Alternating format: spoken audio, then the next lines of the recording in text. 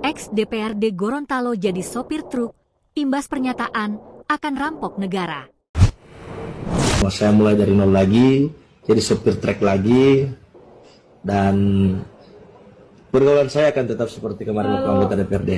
Wahyudin Moridu, ex-anggota Dewan Perwakilan Rakyat Daerah, DPRD, Provinsi Gorontalo, mengakui akan banting setir menjadi sopir truk. Wahyudin Moridu sebelumnya sempat viral lantaran pernyataan kontroversial saat mengemudikan mobil menuju Bandara Jalaluddin Tantu Gorontalo sambil mengungkapkan niatnya untuk merampok uang negara. Keputusan banting setir menjadi sopir truk tersebut ia ungkapkan bersamaan dengan keputusannya untuk segera meninggalkan kursi jabatan di Dewan Perwakilan Rakyat Daerah, DPRD, Provinsi Gorontalo.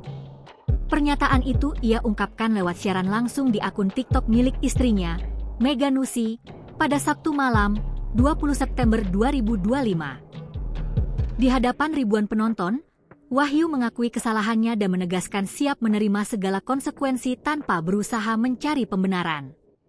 Apa yang saya sampaikan itu salah, teman-teman.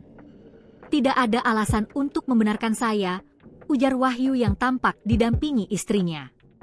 Ia juga berencana hadir dalam aksi demonstrasi di kantor DPRD Provinsi Gorontalo pada Senin, 22 September 2025, dengan tujuan menyampaikan permintaan maaf secara langsung kepada masyarakat. Saya akan datang ke demo itu untuk meminta maaf. Sekaligus saya akan berpamitan dengan seluruh staf di kantor, ucapnya, mengutip tribungorontalo.com. Lebih jauh, pria berusia 29 tahun tersebut mengatakan siap kembali ke profesi lamanya sebagai sopir truk. Saya mulai dari nol lagi, jadi sopir truk lagi. Pergaulan saya juga tetap seperti dulu, tutur Wahyu. Download Tribun X sekarang, menghadirkan lokal menjadi Indonesia.